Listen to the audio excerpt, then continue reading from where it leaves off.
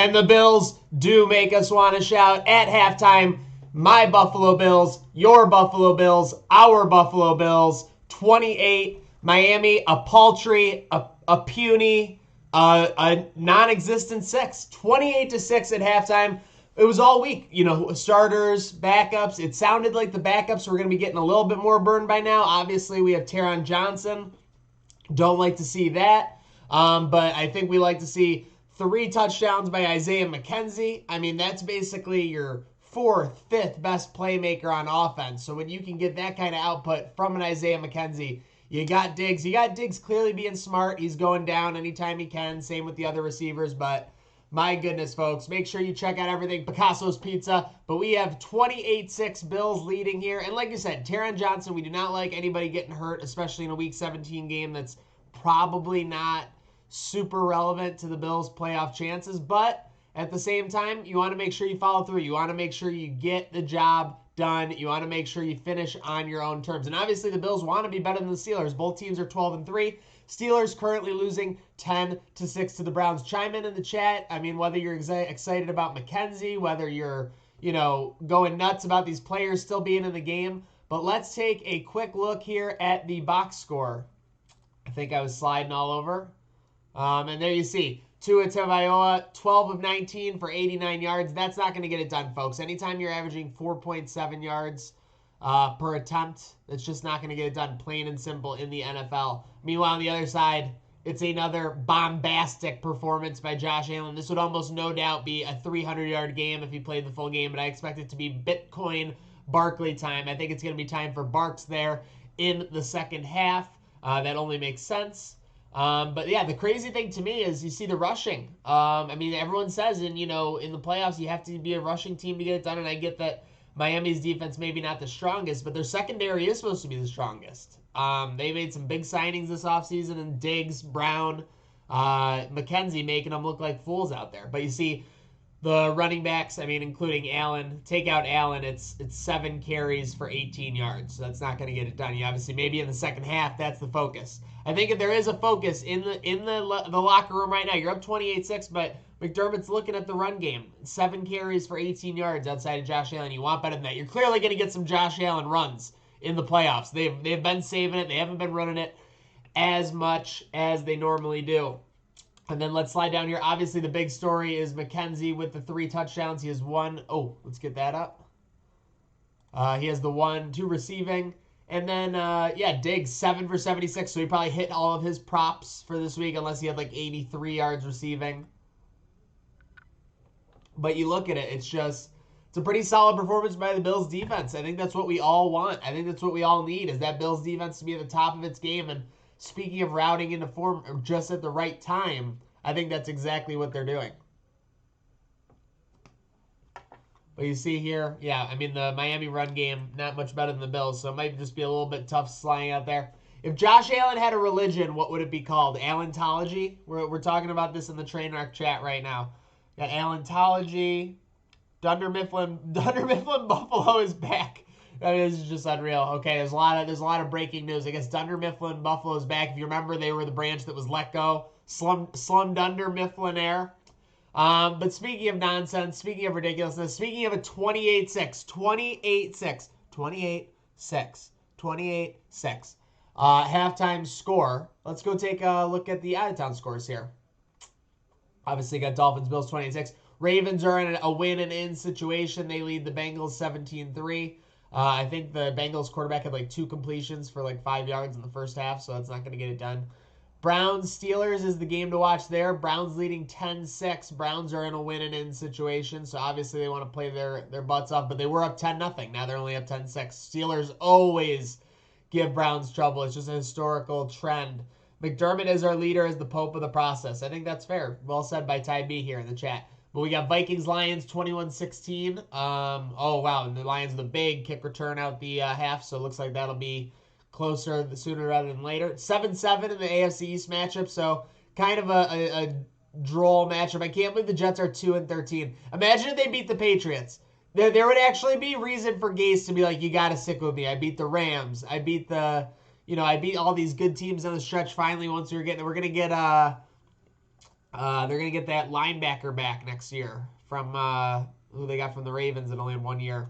Can't remember his name right now, but he opted out. Cowboys, Giants. Giants up 20-9. If you're a degenerate Al, you don't like to see that. Buccaneers up over the Falcons 23-10. Mike Evans hurt, so that'll be the big story there. And then as you see in the later matchup, they got a little bit bigger of a later slate. By the way, I think this is the way they should typically do it. I think they should do 6 at 4:25, 6 or 7, or they're at 7 at 4:25, and 7 at 1 o'clock. I think that's actually way better for the viewer. I'm not completely overloaded with football right now. I don't know about you guys, but speaking of overloaded, the Dolphins defense is overloaded from the Buffalo Bills 28-6. And you can be overloaded too. Get Picasso's Pizza. It is the push to the playoffs at Picasso's Pizza. Go to picassospizza.net for the best deals on the best pizza in Western New York. And can we just talk about the ridiculousness that was Kevin Harlan? You can floss anytime. He was like dentists are going to be putting that up in their offices forever. I mean, if you want to, especially if you're a Buffalo dentist, honestly, if you are a Buffalo dentist, Stephon Diggs just gave you the greatest advertisement that you could ever get. It's what Stephon Diggs is more important than any data, any numbers, anything that you could do. Stephon Diggs, any Buffalo dentist has it easy for 2021 here.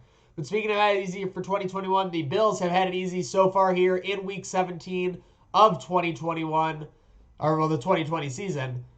28-6, they lead the Dolphins. And again, we're looking at the playoff scenarios in the second half. There's so many. I mean, you can't even really get too into it until at least 1 or 2 of these games falls. But the Bills might know within an hour or within a couple hours of who that opponent will be next weekend and when they're going to be playing next weekend. So keep an eye on that. Keep an eye on for TrainWreckSports.com. Cons is lighting it up over there with all the writers. Got all kinds of awesome new articles from our guy, The Wolf, Meerkat. Got Dwayne getting into it. Got all kinds of guys over there. So it's just awesome to see what this team's doing. Both teams, Trainwreck Sports and the Bills, peaking at the right time. Thank you for chatting along with us here on the Buffalo Football Halftime Show. Go to Picasso's. Let's go Bills.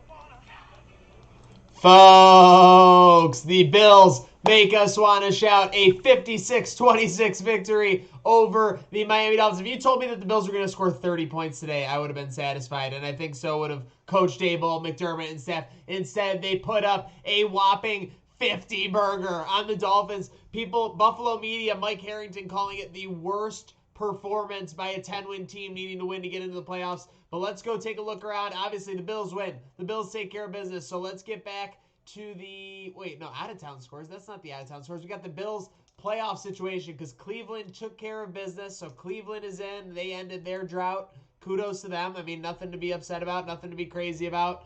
But the Bills take care of business. Cleveland takes care of business. So here is what it looks like. The Ravens have won as well, as you see, per our friend Jeremy at WGR. But we have Titans win and Titans lose, Colts win, Colts lose. So what we need from what I see is we need a Titans win because we do not want to play the Titans. And the only way that happens is if they lose. We want a Titans win. And in my eyes, I mean, you just beat them by 30. We want a Colts loss. We want a Titans win and a Colts loss. How can you not be confident? I know what they say. It's tough to beat a team 3 times in one season, but I mean, if you're better than them, it's not really that tough. If you put up 30 points every time you play them, it's not really that tough. If you put up 30 points more than them the week before, it's not really that tough. They're going to fly down to Miami. They're going to fly back up to Buffalo and beat us. I don't think so, folks, but we'll see. We'll see. There's a lot of situations, again, as you can see. on the Picasso's Pizza post-game show here. Go to @Picasso's Pizza. Go to picassospizza.net. But look at the playoff situations. We are officially on the path to the playoffs, brought to you by Picasso's, folks. But here we see. So we got the Titans and we got the Colts. So let's take a quick look at our NFL scores. They haven't started yet. Okay, very helpful.